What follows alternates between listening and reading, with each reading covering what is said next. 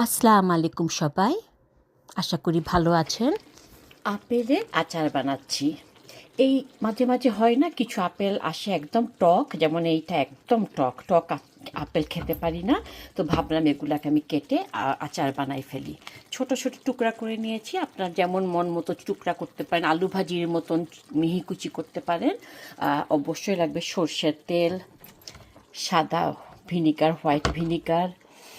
এটা হচ্ছে আপনার মিঞ্চ গার্লিক, ছোট ছোট করা গার্লিকগুলো আপনি নিজের হাতে টাটকা গার্লিক, ফ্রেশ গার্লিকও কেটে নিতে পারেন, কোনো অসুবিধা নাই।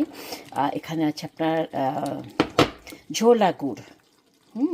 আপনি অন্য কোনো গুঁড়ো দিতে পারেন বা চিনি দিয়ে করতে পারেন।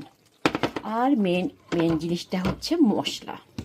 এটা হচ্ছে আচারের মশলা, এটা আমি অ্যামাজন থেকে কিনেছি। এটার ভিতরে পাঁচফোড়ন ভাঙা আছে, তাছাড়া মরিচ টরিচ যা যা বেসিকলি লাগে সবই এখানে আছে। তো এক্সট্রা আর কিছু দিতে হয় না, এটা দিয়ে চালানো। তারপরে আমি একটু পেপরিকা এক্সট্রা দিচ্ছি আর কি, গুঁড়ামরিচ হুইচিস বেশি করে দিচ্ছি। আপনারা গার্লিক পাউডারও ইউজ করতে পারেন। এই জিনিসগুলা দিয়ে মাখায় এটা নামাবার আগে আমি ছোলা গুড়টা দিব। আগে তো কোনো টক পেলে টক আম বা টক আপেল ফেলে দিতাম, এখন আর ফেলি না, এখন আচার বানাই রেখে দিই। মাশাল্লাহ, দেখি যে দিব্যি খাওয়া যায়। আমার আবার আচার বড় বড় টুকরা চাইতে একটু ম্যাশ করা ভালো লাগে, তো আমি এই পটেটো ম্যাশার দিয়ে এগুলোকে একটু ম্যাশ করে দিচ্ছি। It's totally up to you, আপনার যদি মন চায় করবেন, না না চাইলে নাই। আর আপেলগুলো আমি খোসা সহ নিয়েছি, আপনি চাইলে খোসাও ফেলে নিতে পারেন। গুড়টা খুলেছি, আমি এই গুড়টা আগে কখনো ইউজ করিনি, আমি এটা অ্যামাজন থেকে এনেছি। জানি না কেমন টেস্ট হবে, যদি লাগে আমি পুরো গুড়টা খরচ করব না। আই বিলিভ ইটস $15 দাম এইটুকুন বোতলের। তো লাগলে আমি চিনি দিব, বাট এর বেশি দিতে চাচ্ছি না। এই পর্যন্তই থাক।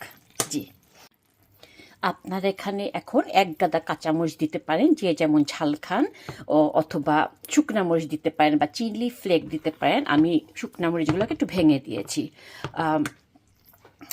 রসুন, আপনারা অনেকগুলো রসুনের কোয়া দিতে পারেন, সর্ষা বেটে দিতে পারেন, আর আস্ত পাঁচফোড়নও দিতে পারেন। বাট আমি আস্ত পাঁচফোড়ন দিইনি, কারণ এখানে প্রচুর পাঁচফোড়ন অলরেডি মশলাটাতে সব কিছু মিশানো আছে।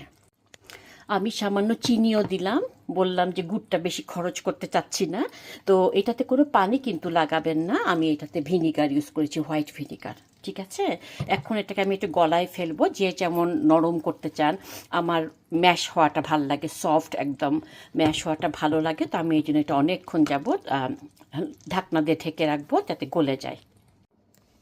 এই যে আচারের মশলাটা, যেটা আমি অ্যামাজন থেকে কিনলাম বলেছি, আপনারা এগুলো বড় সুপার মার্কেটগুলোতে পাবেন। এটার মধ্যে দেখেন পাঁচফোড়ন, শুকনা মরিচ ভাঙা, তারপর পেপরিকা, সব কিছুই আছে। চাট মশলা একটু মনে হলো আছে। তো যার ফলে এইটা দিয়ে রানলেই সব হয়ে যায়। এই প্যাকেটটা যদি কিনে রাখতে পারেন, এই একটা দিয়ে সব হয়ে যায়। মনে পড়েছে, মশলাটার নাম হচ্ছে রানী মশলা, আচারের মশলাটার নাম ইন্ডিয়ার সম্ভবত, আমি ছবিটা দিয়ে দিব। তো এর আগে আমি আমার নিজের গাছের আপেলের আচার যখন করেছিলাম, ওইটা তো টক ছিল না, আমি তেঁতুল গুলে দিয়েছিলাম। বাট এবার এত টক যে তেঁতুল গুলে দিতে লাগলে উল্টার সুইট দিয়ে যাচ্ছি। তো এটা অলমোস্ট হয়ে গেছে, আমি একটু পরে নামাই ফেলবো। আমি চুলা বন্ধ করে ফেলবো, ঠান্ডা হওয়ার পর বোতলে ভরবো, তারপরে ফ্রিজে রেখে দিব। এটা প্রায় বছর খানেক মাশাল্লাহ রেখে খাওয়া যাবে। আশা করি আপনারা ট্রাই করবে। এই যে আচারের মশলাটা, যার নাম রানী। হয়ে গেছে, আমি এটাকে চুলা বন্ধ করে দিচ্ছি, ঠান্ডা হওয়ার পরে বোতলে ভরে রাখবো। ওকে, বোতলে ভরে ফেলেছি। আপেলের আচার লিখে রাখলাম, ফ্রিজে রাখবো ঠান্ডা হওয়ার পরে। দুইটা ছোট বোতল করলাম, যখন সামটাইমস ভাবিরা বান্ধবীরা আসে খাবার পর, যখন খুব মজা বলে, প্রশংসা করে, তখন তাদেরকে আমি এখন ছোট একটা বোতল দিয়ে দিই। আমার ভালো লাগে এভাবে দিতে। তো চারটা বড় বড় কাঁচা আপেল থেকে 4 বোতল হলো। ঠিক আছে, আপনারা এভাবে বানাই ট্রাই করে দেখবেন, আশা করি ভালো লাগবে। তো পরে আসবো অন্য কোনো সাবজেক্ট নিয়ে। ভালো থাকুন সবাই, আল্লাহ হাফিজ।